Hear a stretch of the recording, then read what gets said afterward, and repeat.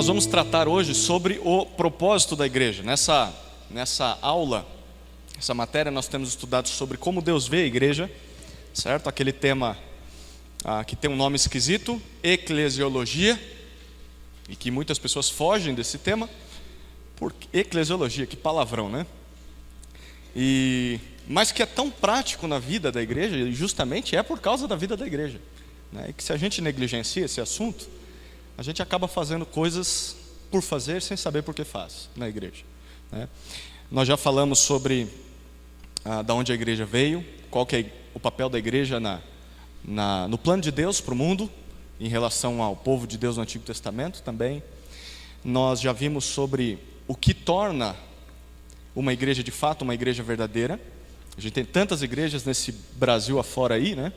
E nós vimos que ela essencialmente deve ter duas marcas distintas. Quais são as marcas da igreja? Vocês lembram? A pregação correta da palavra de Deus. E segunda marca, a administração correta das, lembra a palavrinha? Ordenanças, que são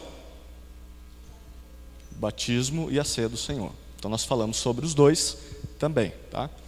E hoje nós vamos responder por que a igreja existe. Para que a igreja existe? Por que a igreja está nessa terra? Algumas pessoas respondem essa pergunta dizendo que a igreja está aqui para ajudar os pobres. Então nós nos reunimos e na verdade deveríamos fazer trabalho social. E eu já tive uma experiência de uma pessoa que bateu aqui pedindo comida. E nós dissemos, olha, o que nós temos aqui pode ser ajudado a isso aqui.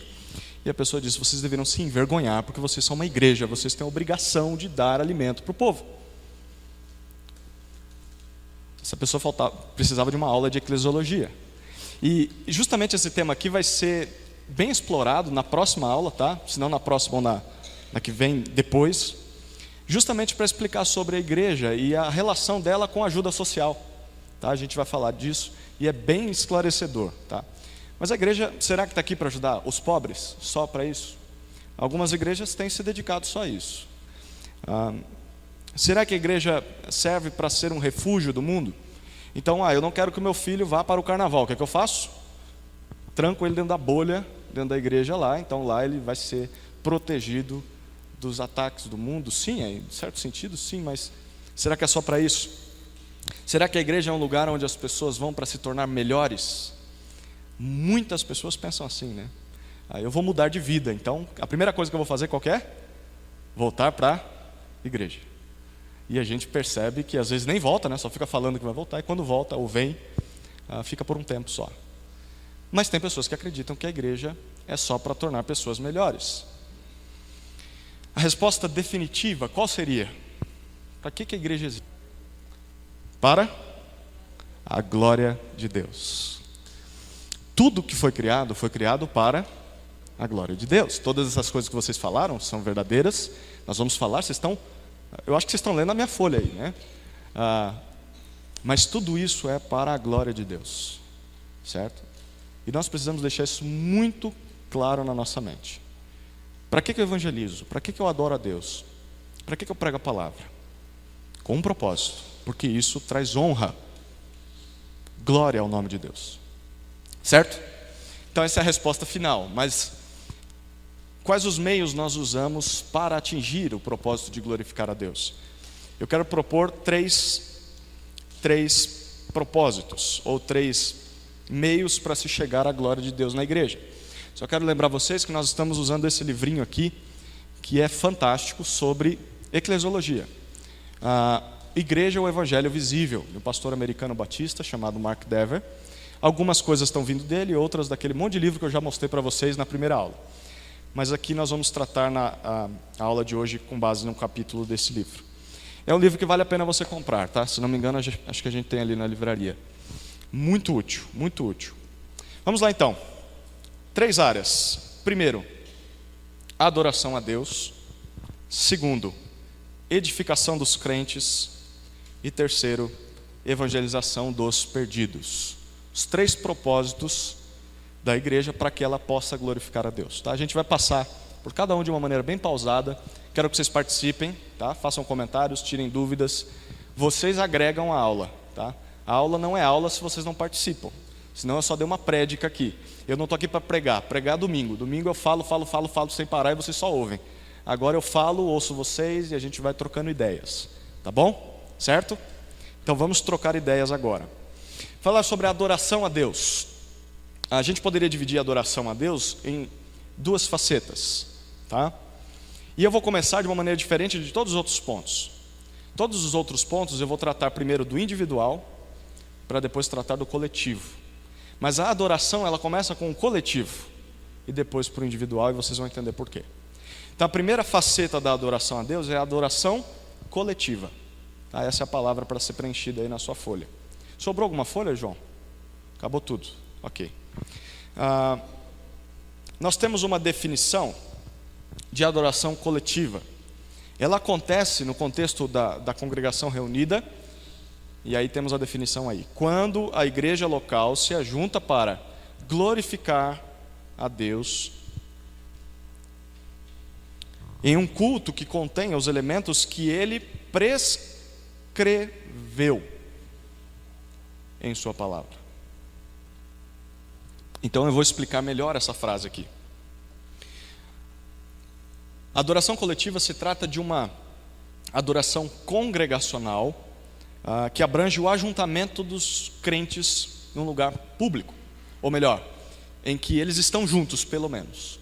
Então, esse tipo de adoração, ele deve ser baseado nos elementos prescritos por Deus na palavra. Em resumo, é na Escritura, a palavra de Deus, que nós temos o que deve nortear a adoração pública, comunitária da igreja. Então, por exemplo, o que nós deveríamos ter no culto?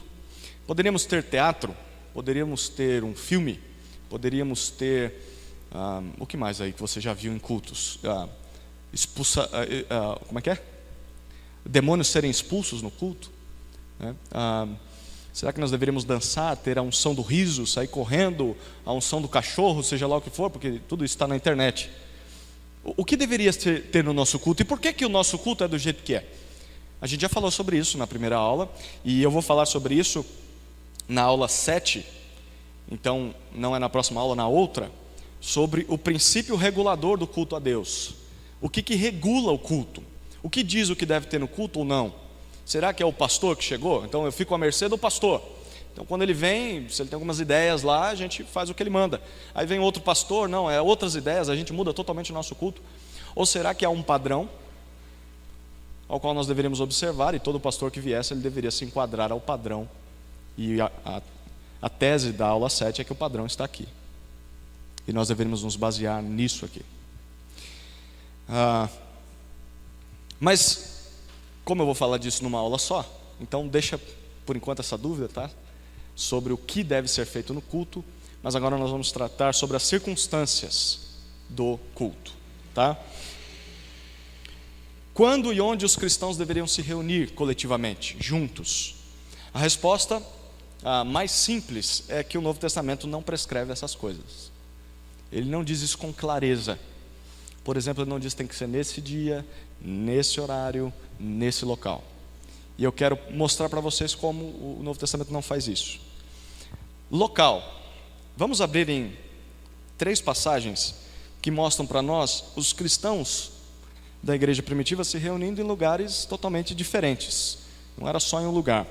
Atos 2:46.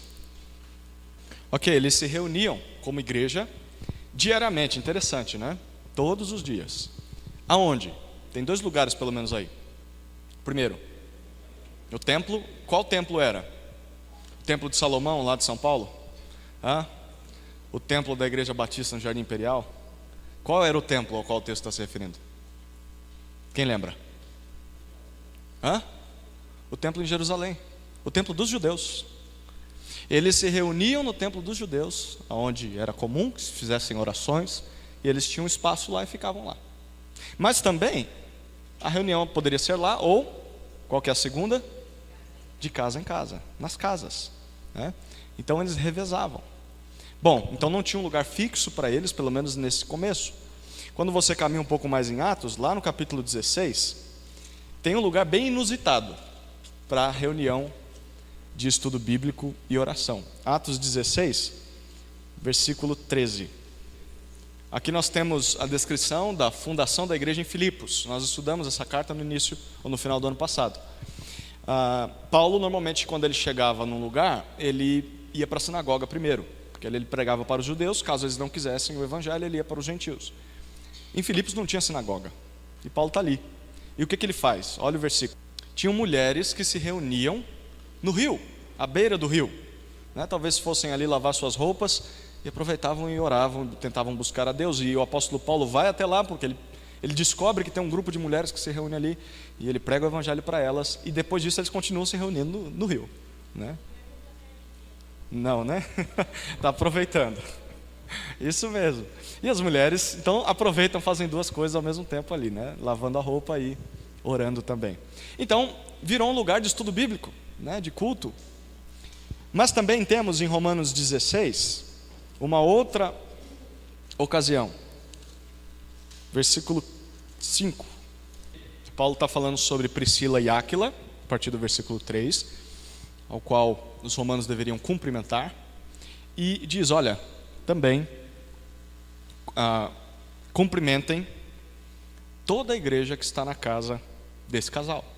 Então, tudo indica que eles tinham uma igreja que se reunia na casa deles. E isso era muito comum no Novo Testamento. Depois que os judeus começaram a expulsar os cristãos das sinagogas e do templo, eles foram se reunir nas casas.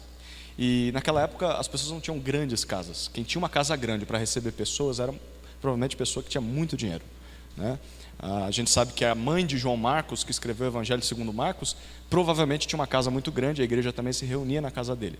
Foi ali provavelmente que ele ouviu sobre o apóstolo Pedro, e aí escreveu o Evangelho com base no relato do apóstolo Pedro. E nós sabemos disso, várias igrejas que se reuniam em casas. Então aqui nós temos pelo menos 4 ambientes diferentes. Primeiro ambiente, o templo dos judeus, do qual já não dá para fazer mais, né? Se você aparecer lá no templo judaico, na sinagoga, eles vão te expulsar. Mas naquela época eles faziam isso. Depois, em casas dos membros. Terceiro, nós tínhamos na beira de um rio. E quarto, numa casa específica. Uma igreja que se reunia não nas casas dos irmãos, mas em uma casa, de um casal, né? Então o Novo Testamento, ele mostra que não havia um local específico. Eles se reuniam. O local variava. Alguma dúvida aqui? Eu estou só levantando a bola, daqui a pouco a gente fecha, tá? O local então não é a igreja, certo?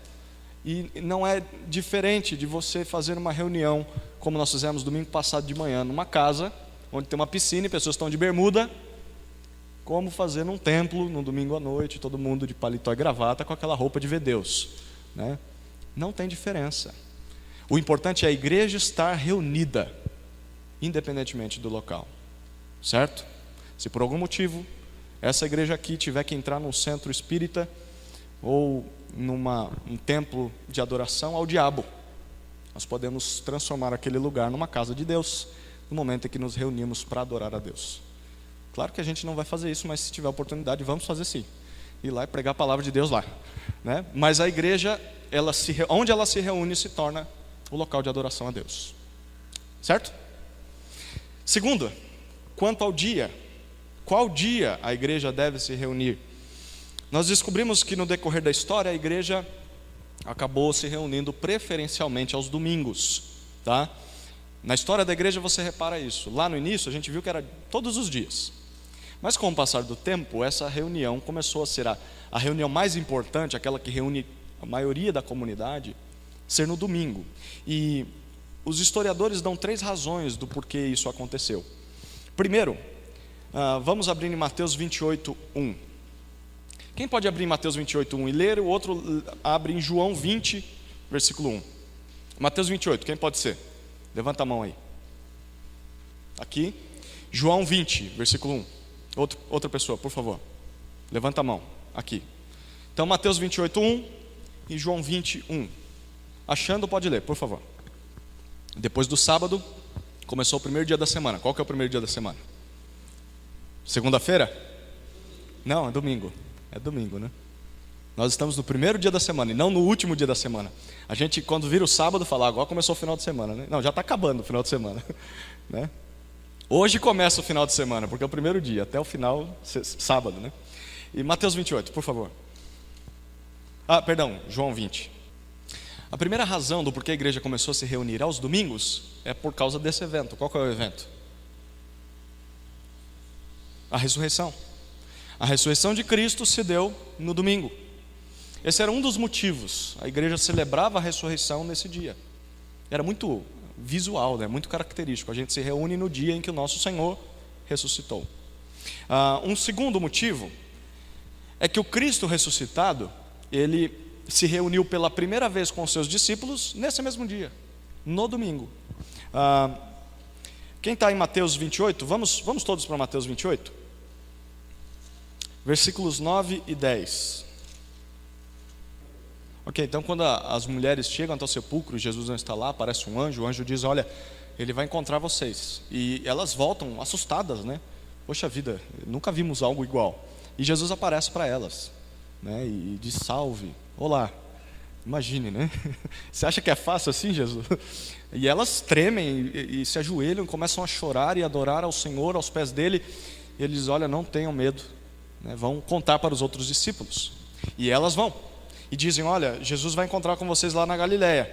E no versículo 16 e 17, quem pode ler para nós, por favor? Nós sabemos dessa história, né? Mas eles veem a Jesus nesse dia, no domingo. Nós não vamos abrir lá, mas em Lucas 24 nós falamos sobre essa história, que é a história dos dois discípulos no caminho de Emaús, lembra? Eles estão voltando tristes porque o Messias foi morto. Eles não estão entendendo, e Jesus encontra com eles na caminhada no dia de domingo, no primeiro dia da semana, no dia que ele ressuscitou, né? Aí tem aquela conversa com eles, né? Olha, vocês não sabiam que o Cristo tinha que ser morto e ressuscitasse ao terceiro dia? Então, a igreja primitiva se reuniu primariamente aos domingos, primeiro porque foi o dia em que Cristo ressuscitou, e segundo foi o dia em que Cristo se encontrou com os discípulos. E um terceiro motivo é que foi o padrão dos primeiros cristãos do Novo Testamento. Quando nós olhamos para as cartas, nós percebemos que de alguma maneira o domingo era um dia especial para aqueles irmãos, porque era o dia em que eles se reuniam na sua totalidade, pelo menos na sua maioria. Vamos olhar em duas passagens interessantes. Atos 20, versículo 7, é a primeira. A igreja se reúne no primeiro dia da semana para partir o pão. Então, sempre que tem essa referência de partir pão, também traz a ideia da ceia. A igreja se reuniu para a adoração, para a celebração da ceia. E aí tínhamos o ilustre apóstolo Paulo. Paulo vai dar uma palavrinha para a gente. Vai viajar amanhã, viagem missionária. E como todo bom missionário, o que ele faz? Fala até meia-noite. E essa história narra um rapaz que cai da janela porque ele dorme. Imagina, né? Paulo falando o dia inteiro ali. E ele morre. Paulo desce lá, ressuscita o homem e volta a falar. Continua falando, você não vai morrer não, enquanto eu estiver falando. É interessante, mas a igreja estava se reunindo nesse dia e foi a oportunidade do apóstolo Paulo dar uma palavra para eles, no primeiro dia da semana. Em 1 Coríntios, agora o apóstolo Paulo vai dar uma orientação para a igreja sobre uma oferta missionária, uma oferta que ele queria levantar para a igreja de Jerusalém. E olha o que ele diz, 1 Coríntios 16, versículos 1 e 2. A igreja também se reunia nesse dia e era o melhor dia para juntar o dinheiro missionário, porque Paulo diz, olha, quando eu chegar vai ser uma bagunça, que vai ter que ir de casa em casa, não tinha WhatsApp, né? Não tinha telefone, gente, é a oferta que eles falaram que ia dar, o Paulo está aí, ele vai embora amanhã. Ele diz, olha, vamos fazer um negócio melhor. Quando vocês se reunirem, aproveitem e já juntem esse valor. Quando eu chegar é só pegar e encaminhar para a igreja de Jerusalém. Mas é no primeiro dia da semana, ele diz, no dia que vocês se reunirem nesse culto. Então, o padrão do Novo Testamento, tudo indica que foi o domingo o dia escolhido para a adoração coletiva. Apesar de que a igreja primitiva ela não considerava esse dia como o dia do descanso, o Shabat, o dia do sábado, certo? Você não vê a igreja primitiva guardando o sábado, em momento nenhum. Você vê judeus que por causa da sua linhagem, era muito característico dele, o judeu continuava às vezes guardando, mas isso não era um padrão para a igreja. Ele, por ser de origem judaica, mesmo sendo um cristão, ele ainda fazia os seus votos, às vezes ainda cumpria alguns rituais, mas por causa da sua origem, e não porque a igreja era assim.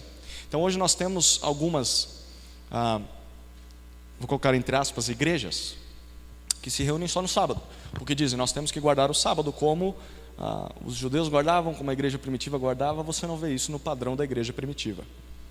O padrão era o domingo. Por algum motivo eles não guardavam o sábado. Isso nos ensina algumas coisas, né?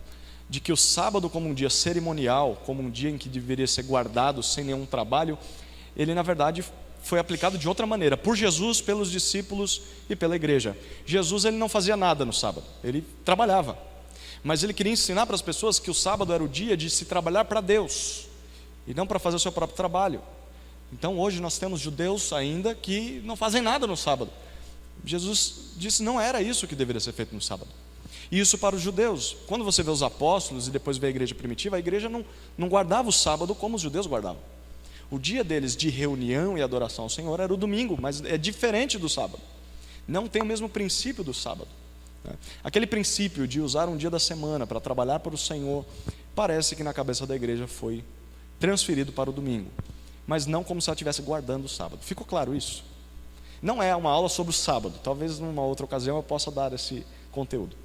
Mas só para mostrar para vocês que o local independia, a igreja poderia se reunir em qualquer lugar. Mas o dia, e na sua maioria, era aos domingos. O dia em que eles partiam o pão, que foi o que virou padrão depois disso. Certo? Com base em livros históricos, nós percebemos que a ideia dos primeiros cristãos em se reunir no domingo era justamente com a ideia de você separar para o Senhor e dedicar ao Senhor as primícias, a primeira parte de tudo que você tem. É interessante isso, né? Nós damos o 10º, ou a primeira parte daquilo que nos entra na área financeira, e em certo sentido, separar o primeiro dia da semana para Deus seria, olha, nós damos a primícia, o melhor da semana é para o Senhor.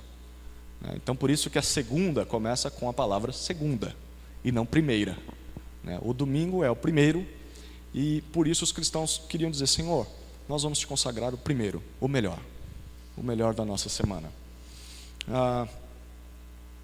Portanto, não há problema em nos reunirmos em outros dias. Nós temos reunião de quarta-feira aqui, né? Reunião de casais, reunião com jovens, enfim.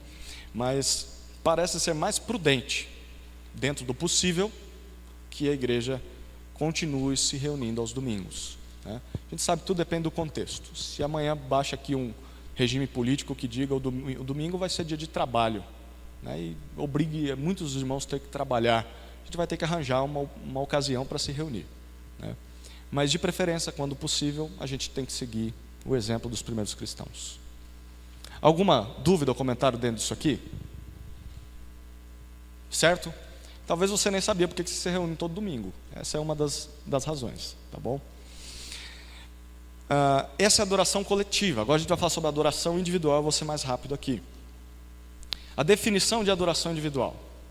A adoração não acontece somente nos cultos e reuniões públicos. Tem gente que acha que é isso, só quando a gente está aqui. Segundo a Escritura, deve acontecer a adoração no viver diário do cristão. No viver diário. Foi isso que Paulo exortou aos romanos que fizessem. Romanos 12:1, vocês conhecem esse texto, vamos lá. Paulo está dizendo, olha, de acordo com tudo que eu disse, do capítulo 1 até 11, de que vocês estavam perdidos e agora foram salvos pela graça de Cristo, diante de todas essas misericórdias, apresentem todo o seu ser, todo o seu corpo como um sacrifício.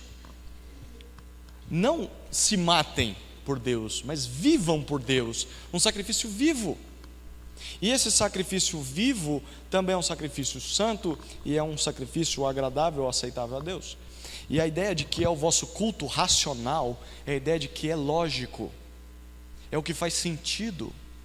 Não é aquela experiência etérea que você sente um arrepio, um calafrio, fala, nossa, senti a presença de Deus. Eu não sei se você viu essa matéria, essa semana eu vi, acho que um link em algum site, de que a Bruna Marquezine, que é uma atriz da Globo, ela disse que foi num culto em alguma igreja por aí, eu não sei qual igreja, mas disse, nossa, eu fiquei doidona com o Espírito Santo. Assim, o Espírito Santo é da hora, é como se fosse uma droga, ela tomou, me arrepiei e tal. Tem gente que acha que a adoração é isso. Paulo diz: não, o vosso culto racional é algo que envolve todo o seu ser, e você sabe o que está fazendo, e é você obedecer ao Senhor, é você se sacrificar à tua vontade diariamente, não só no domingo. Então, essa ideia de adoração individual é que teologia vivida em ação e em obediência à palavra de Deus, a teologia na prática é adoração a Deus. Então, quando você obedece à Escritura, você está adorando ao Senhor também. Então, quando nós realizamos os deveres da vida cristã, ordenados pela palavra, e fazemos isso com fé e com sinceridade, nós estamos adorando a Deus. Colossenses 3,17 tem até uma musiquinha, né? E tudo que fizerdes, seja em palavras, seja em ação, e tudo que fizerdes, fazei em nome do Senhor, dando por Ele graças,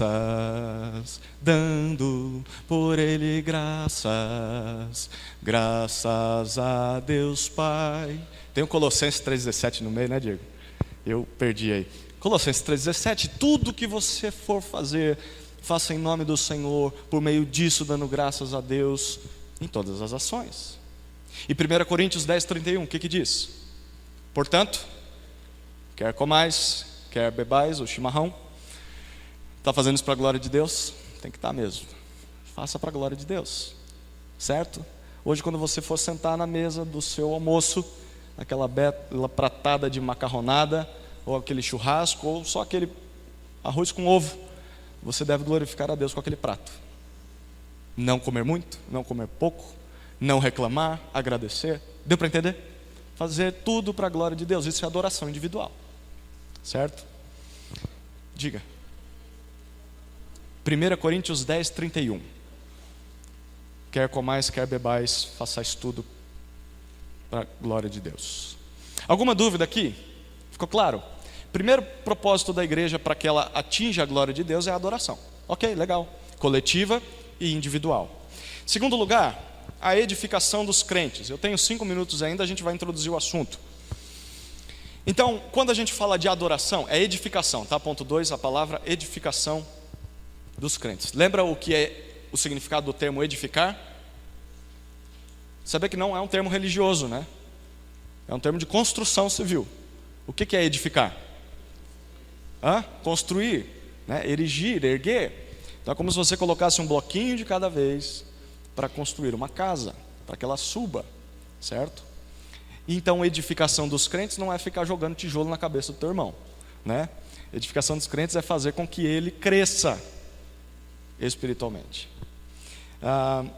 Então, quando nós adoramos, nós olhamos para cima, para Deus. Mas a igreja também existe para olhar para o lado. E um dos aspectos de olhar para o lado é olhar para os irmãos.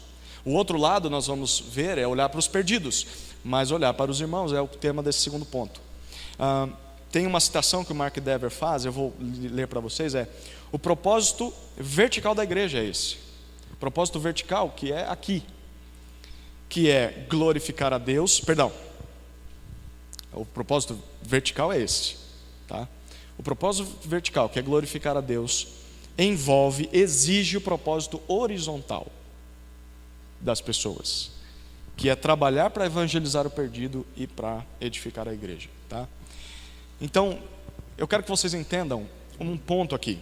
Nesse sentido, a igreja é um meio de graça. A gente falou sobre isso quando falou sobre a igreja católica romana, que diz que algumas coisas são meios de graça. Até os luteranos acreditam também nisso. A gente falou sobre a ceia, né? De que a ceia não é um meio de graça no sentido de que ela salva. Algumas igrejas acreditam nisso. É um caminho para se atingir a graça. Mas a igreja, em certo sentido, entendendo o que isso significa, é um meio de graça. Por que ela é um meio de graça? Não é que ela dá salvação ao homem sem que o homem exerça a fé em Cristo, mas que ela é o meio designado por Deus para que, através do Espírito Santo, o homem ouça a palavra de Deus, veja a palavra de Deus sendo vivida na vida dos irmãos e confirme a palavra de Deus salvando pessoas. Então, assim, a igreja é o canal pelo qual fluem naturalmente os benefícios da morte de Cristo. Então a igreja serve para mostrar para as pessoas: olha, o que Cristo fez não foi só ter existido há 2000 anos atrás e morrido numa cruz. Ele ressuscitou, e o resultado da obra dele está nesse povo aqui, e você pode fazer parte desse povo. Então a igreja é um meio de apresentar a graça de Deus ao mundo, né? Vamos lá então para a edificação dos crentes, que também se divide em duas partes. A primeira parte em relação à edificação individual, é a palavrinha aí, a letra A. Edificação, a letra A não, número 1. Individual. A igreja tem o compromisso de individualmente provocar o crescimento do outro, certo? Nós já falamos sobre a adoração individual, e naturalmente a adoração individual provoca o crescimento pessoal. Mas você não foi chamado só para crescer por conta própria. Você foi chamado para ajudar o seu irmão a crescer junto com você. E isso significa você incentivar o seu irmão a crer em Jesus, a se relacionar com Jesus e a obedecer a Jesus. Tem um texto que é fantástico. Normalmente se lê só o versículo 25, mas o 24 tem tudo a ver com o 25. Hebreus 10, vamos lá para ele. Hebreus 10, 24 e 25. Ok, a gente gosta muito de repetir o 25 para alguém que não está congregando, né? Olha, você devia estar na igreja, né, e tal. Ok, ele é importante, né? Não abandonemos a prática de se reunir, de congregar, como alguns fazem, mas pelo contrário, vamos animar uns aos outros, quanto mais você percebe que o dia do Senhor está chegando. Então, como eu sei que o dia do Senhor está chegando, não sei qual dia será, mas você sabe que pelo menos é um dia a menos, né? Se a gente passar de hoje para amanhã, um dia a menos para que o Senhor volte. Então o dia se aproxima. Mas o argumento do autor dessa carta começa no versículo 24. Ele diz: pense em como você pode estimular o seu irmão a duas coisas: a amor e boas obras. Primeira coisa, você em casa, fique lá, pega a lista de membros da igreja. Bom, irmão fulano de tal, como eu posso incentivar e estimular esse irmão a amar a Deus e aos outros e também a praticar boas obras? Normalmente a gente pensa no irmão, mas pensa em como denegri-lo, em como ressaltar as suas falhas, em como mostrar para os outros que ele é pior do que nós e nós somos melhores do que ele. A Bíblia diz que você não deveria fazer isso. Você deveria pegar a lista dos membros da tua igreja e pensar sistematicamente em como você pode estimulá-lo a amar e estimulá-lo a praticar boas obras. É uma ordem, tanto quanto não deixe de congregar. Então você planeja incentivar, fomentar amor e boas obras no seu irmão, mas você só não fica no planejamento. Aí entra o versículo 25: e não deixe de congregar, porque quando você congrega é que você vê o seu irmão. Aí você coloca em prática. Fantástico isso, né? A Bíblia, ela diz: você não tem uma vida com Deus individual. Você precisa pensar e saber que tem a ver com o outro. Você está bem? Excelente, deveria estar bem com Deus. Mas se o seu irmão está mal, você tem uma tarefa a fazer: incentivá-lo ao amor e às boas obras. Tem muita gente que se faz de coitadinho e diz: ninguém me visita, ninguém me ama, ninguém me quer, ninguém me telefona. A pergunta sempre é: você faz isso com os outros? Você está cobrando, mas você faz. Mas não deveria ser assim também, né? Não deveria acontecer de um irmão não ser visitado, não ser procurado, não ter oração de outros. Mas também não deveria ficar só falando de si, mas a Bíblia diz: pense em você, em como ajudar o outro. Então nós temos uma responsabilidade individual de edificação do próximo. E nesse sentido, então, negligenciar o discipulado, o relacionamento com os irmãos, simplesmente frequentando cultos de domingo, é uma falha de existência uma falha do propósito da nossa existência. Então se você fala: não, eu sou um membro assíduo da igreja só porque eu estou todos os domingos, mas eu não converso com ninguém, eu não me preocupo com ninguém, eu não oro por ninguém, eu não procuro ninguém, você está falhando no seu propósito, mesmo que você esteja aqui todos os domingos. Mas você também fique falando: olha, eu procuro todo mundo, eu visito todo mundo, mas não congrego. Também está errado. Deveria juntar os dois. É nossa responsabilidade. Todos nós temos o papel fundamental de encorajar outros cristãos a crescerem na fé, um a um. Normalmente se espera isso do pastor. Bom, o pastor tem que visitar todo mundo, o pastor tem que orar por todo mundo, o pastor tem que pensar em todo mundo, e está certo. Primeiro, porque ele é um cristão e ele deveria fazer isso. Segundo, porque a igreja paga para que ele tenha mais tempo para fazer isso. Mas isso não exime você, membro, de cumprir o teu papel também, que é a mesma coisa: visitar, aconselhar, orar por, encorajar. Agora eu quero que você pense para o seu próprio constrangimento, e o meu também. Quantos desse salão você já visitou? Você já orou por? Você já orou com? Se você não fez isso, você está em falha. E talvez hoje é o dia de você, ao término da aula, falar: posso ir na tua casa? Ou vem em casa, vamos ter um tempo juntos, eu quero estimular você ao amor e às boas obras. Edificação individual. Segundo, edificação coletiva. Então Deus deseja não só que nós cresçamos individualmente, mas também coletivamente, como um corpo. A segunda palavra é coletiva. No Antigo Testamento, Deus queria que o povo dele manifestasse a sua santidade ao mundo por meio da sua própria santidade. Então a ideia era: olha, o mundo vai ver o povo de Deus e vai imaginar Deus como esse povo. Por isso Deus dizia: ó, sejam santos porque eu sou santo. Vocês vão demonstrar misericórdia com os estrangeiros porque eu tenho misericórdia dos estrangeiros. Então quando as nações vissem Israel, elas diriam: tal qual é o povo, assim é o seu Deus. Por isso que Deus dizia: olha, vocês devem se esforçar ao máximo por cumprir a minha lei, porque quanto mais parecidos comigo vocês forem, melhor vocês vão comunicar ao mundo quem eu sou. E no Novo Testamento isso também continua. João 13:35, vamos abrir lá. Vocês vão mostrar para o mundo que são meus discípulos se vocês tiverem grandes prédios, se vocês forem pessoas que colocam paletó e gravata e vestidos caros, que ouvem música gospel. É isso? Não, vocês vão mostrar que são os meus discípulos se vocês amarem uns aos outros. Vocês vão mostrar para Deus, ou melhor, vocês vão mostrar para o mundo que vocês são meus imitadores. Por quê? Porque eu amei as pessoas. E como vocês mostram que me seguem? Fazendo a mesma coisa com os outros. Então a ideia é: Deus reflete o seu amor para conosco, ao mundo, através da nossa maneira de amar uns aos outros. Então quando nós amamos uns aos outros, nós estamos dizendo para o mundo: Deus ama. Porque quando as pessoas olham para nós, pessoas odiosas, carrancudas, desanimadas, tristes, com raiva, atacando uns aos outros, o mundo vê e fala: Deus é assim. Porque se Deus fosse diferente, eles seriam diferentes. Quando a igreja ama, ela diz: Deus ama. Também, quando a igreja é uma, nós dizemos para o mundo: Deus é um. Olha que interessante o que Jesus diz em João 17, algumas páginas à frente. Em João 17 nós temos a oração de Jesus, né? Uma das orações mais...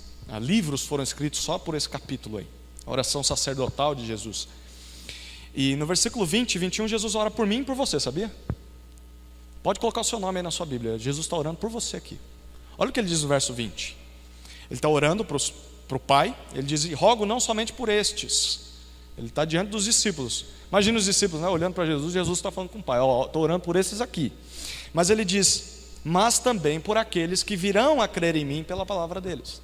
Você veio a crer em Jesus pela palavra dos apóstolos, que pregaram para outros, que pregaram para outros, até que chegaram em nós. Jesus está orando por mim e por você. E olha o que Jesus queria nessa oração. Versículo 21. Para que todos sejam um. Assim, Pai, como tu és em mim e eu em ti, que eles estejam em nós, para que o mundo creia que tu me enviaste. Jesus está dizendo: eu oro, Senhor, para que eles tenham uma unidade e uma liga tão íntima quanto a minha com a tua, a trindade, a unidade da trindade, para que o mundo saiba que o Senhor me enviou. Então quando a igreja é uma, ela sinaliza e mostra algo para o mundo. Algo nos uniu, pessoas totalmente diferentes, de idades diferentes, preferências diferentes. O que foi que uniu vocês?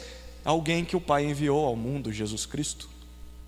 Então, quando a igreja é uma, mostra que o Pai é um.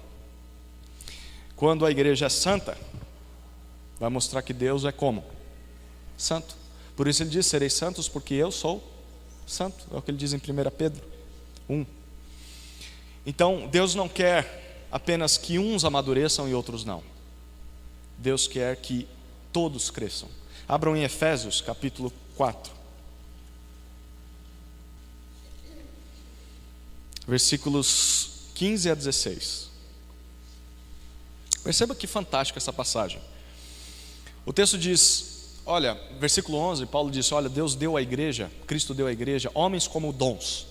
Ele fala dos apóstolos, profetas, evangelistas, pastores, mestres, homens aos quais nós aprendemos a palavra. Os pastores mestres pregam para nós a palavra dos profetas e apóstolos.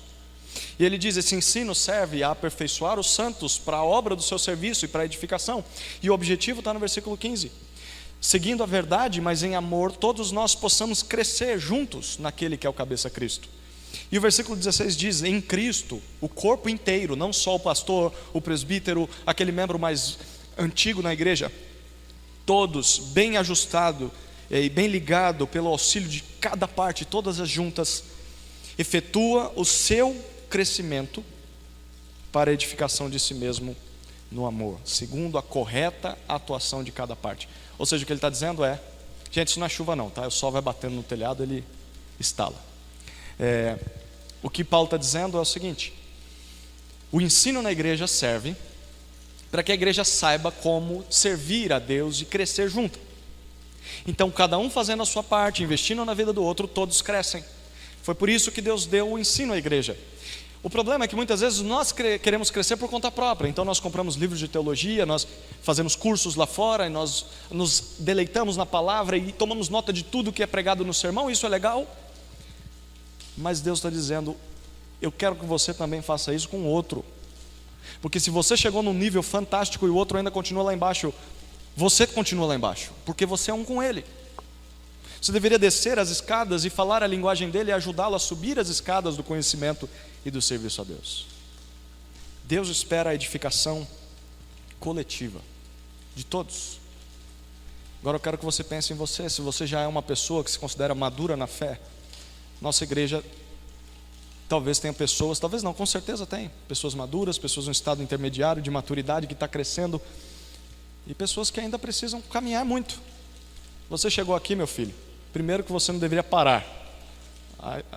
A medida da estatura da plenitude de Cristo você deveria chegar. Então não há aposentadoria no crescimento da vida cristã, mas você deveria descer os degraus e ajudar quem ainda está bebendo leitinho, ainda está lidando com questões introdutórias. Vem cá, eu vou te ajudar a crescer, porque o objetivo é que todos cresçamos juntos, não só eu. Alguma dúvida aqui? Comentário dentro disso? Eu sei que é bem confrontativo e a intenção é ser mesmo, porque na avaliação que vocês vão fazer agora na tarefa, vocês vão ter que qualificar o nível que nós temos na nossa igreja. O pessoal do CLD, faça da tua igreja, tá? Vamos para o último ponto. Eu falei em 10 minutos, eu vou tentar em 5, mas é mais rápido essa parte, porque vocês já estão carecas de saber sobre esse assunto. Evangelização dos perdidos é o terceiro propósito da igreja. Se você reparar, nós colocamos na ordem da aula seguinte, né? Qual foi a primeira pessoa com qual a igreja tem prioridade? Primeiro ponto aí, qual que foi o nosso? Deus, a adoração a Deus. A segunda, qual o segundo grupo? Os crentes, certo? E o terceiro agora? Os perdidos, certo? Mas na verdade a missão da igreja começa de trás para frente. A missão da igreja começa com perdidos, que se tornam crentes e aí aprendem a adorar a Deus, certo? Mas como igreja já alcançada, nós fazemos a sequência inversa. Nós adoramos a Deus, nós edificamos os perdidos, os crentes, e nós buscamos os perdidos para que entrem para esse povo.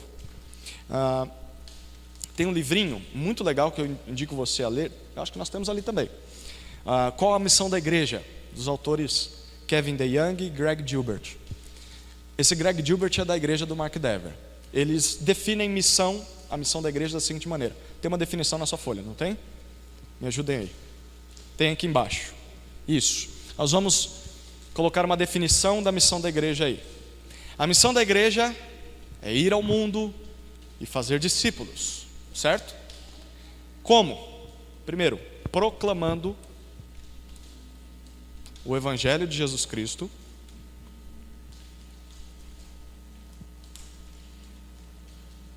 no poder do Espírito. E o que a gente faz depois que o Evangelho é pregado e as pessoas se entregam a Cristo? O que a gente faz com essa turma? Diz, agora viva aí, solto, seja bênção lá no carnaval, no boteco, né? E, olha, sei lá, se vira para ser crente. É isso que a gente faz?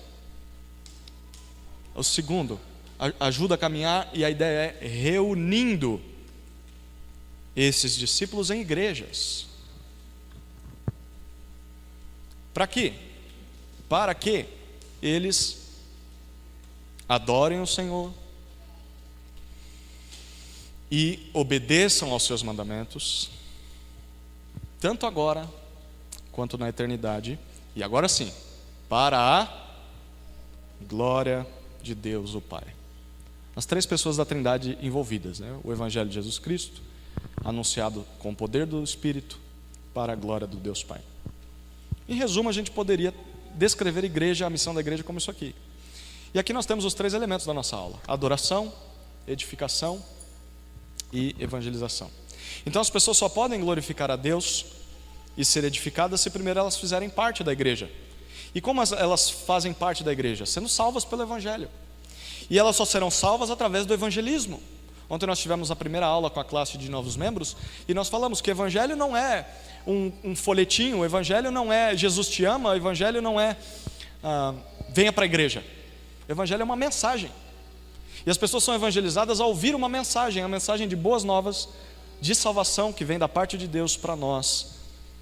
Então, as pessoas só se tornam parte do povo de Deus se forem evangelizadas. E depois de evangelizadas, elas devem fazer parte de uma igreja. Mas aonde foram evangelizadas não tinha igreja. O que aí você faz então? Planta uma igreja, né? Então, eu sempre dou essa recomendação para alguém que vai sair da igreja, talvez por mudança ou por trabalho. Para onde você vai? Você já viu se tem uma igreja séria lá? Ih, rapaz, nem pensei nisso, né? Mas pensa. Procurei, não tem nenhuma. Então não vai, ou vai e planta a igreja lá. Porque tem que ser uma preocupação nossa, né? Então, plantação de novas igrejas é resultado natural de evangelismo. Por que nós vemos um movimento tão crescente de congressos, conferências, literatura sobre plantação de igreja? O problema não está na plantação de igreja, o problema está na evangelização. A igreja tem falhado em evangelizar e por isso tantos congressos de plantação. A plantação é resultado de uma evangelização sadia. A igreja tem negligenciado isso e por isso, não que esses congressos sejam ruins, eles são bons, mas o trabalho tem tentado ser feito na ponta da lança, quando na verdade o início é o papel da igreja. A igreja deveria evangelizar, e se ela fizesse isso de maneira sábia e correta, a plantação de igreja seria natural. Essa igreja aqui teve envolvida alguns anos atrás uma plantação de igreja, né? Estão satisfeitos com isso? Com uma igreja só? Não devem. Nós devemos estar constantemente pensando sobre isso. Aonde não há o evangelho, vamos lá. Ninguém tem coragem de ir? Vamos lá. Treina a gente, bota a gente lá para fazer. Vamos sustentar, vamos fazer sacrifício. Mas vamos levar o evangelho para onde não há. Dentro disso nós temos dois quadrantes dentro da evangelização dos perdidos. E aqui vocês também conhecem bastante. Primeiro, a evangelização interna.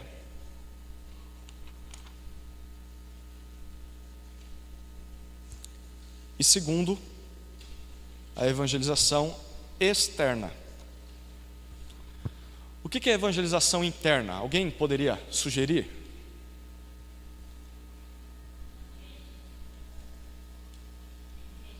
Sim.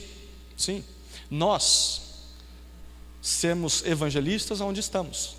Nosso lar, nossa comunidade, no trabalho, na faculdade. Lugares onde o pastor, por exemplo, nunca vai chegar. Você conhece pessoas que eu não conheço. Quem é que vai evangelizá-las? Eu vou esperar que a pessoa venha na igreja, porque aí o pastor evangeliza ela. Não, você lá. Eu quero que venha também, mas você começa lá. Então, a igreja entendendo que ela tem a responsabilidade, cada cristão individual tem a responsabilidade de levar o evangelho às pessoas que conhecem. Essa é a evangelização interna. Mas em segundo lugar, a evangelização externa. Nós devemos levar o evangelho para além da nossa cidade. Jesus disse aos confins da terra, né? Em todos os lugares desse mundo. Então, isso implica que todos os povos devem ouvir do evangelho. Então, cristãos individuais podem fazer isso indo para outros campos por conta própria. Eu não sei se você já pensou nisso. Já pensou em mudar de lugar? Mudar de cidade, de país. Não para buscar uma vida legal lá fora, ou porque você sempre teve vontade de sair de Atibaia ou de onde você mora, mas mudar de lugar e talvez começar tudo do zero numa outra comunidade onde não tem evangelho, só para levar o evangelho lá. Bom, mas eu não sou plantador de igreja, eu não sou pastor. Mas você não é um cristão? Você não tem o evangelho aí no seu coração? Não tem a sua Bíblia? Você não poderia se relacionar com as pessoas e aos poucos ir alcançando pessoas para Cristo? Já pensou nisso? Que loucura, né? Parecem pessoas que foram regeneradas por Cristo e que vivem à luz da eternidade, não parece? E por que nós não pensamos nisso? Quando nós vamos escolher um lugar para morar, que seja bem perto de um monte de crente, né? Que não tenha problema nenhum, porque eu não aguento ver descrente. Não quero saber não quero problema não. Eu quero me estabelecer num lugar, não tem problema nisso, né? Buscar segurança, conforto, ok. Mas já parou para pensar que talvez você individualmente poderia com a sua família ir para um lugar para levar o evangelho para lá? Começar tudo do zero. Porque você não pensa nessa vida, mas pensa na eternidade. Isso acontece muito com plantação de igreja.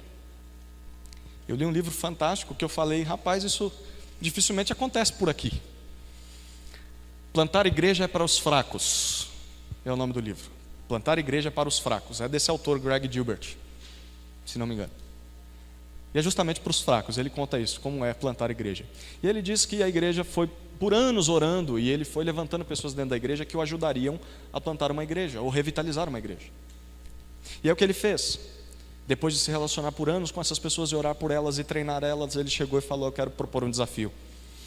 Eu vou ter de mudar para uma cidade onde não há igreja, e preciso de gente para me ajudar. Eu quero você lá comigo. E ele montou uma equipe de 10 a 15 pessoas que largaram seus empregos, seus negócios, tiraram os filhos da escola e todos mudaram para essa cidade. Vamos começar tudo do zero aqui. E a igreja começou não só com um missionário se acabando sozinho, chorando e enfrentando as dificuldades do ministério sozinho, mas tinha uma comunidade que o ajudava. Primeiro culto já tinha uma turma lá. E gente chama gente. Não é doido? Imagina você largar a sua casa que você construiu, o seu emprego que você batalhou tanto, os filhos, uma escola legal, e ir para um subúrbio, mudar de vida totalmente por causa do evangelho. É doido. É radical, mas o evangelho é radical. Então a igreja deveria pensar nisso. Vamos encerrar a primeira parte, porque vai ter tarefa. A conclusão, não sei se tem conclusão na folha de vocês, tem? Tem. Bom, então conclusão, tem uma definição aí, Charles Bridges, comentando sobre o texto de Efésios 3. Vamos abrir nesse texto de Efésios 3? Versículos 10 e 11.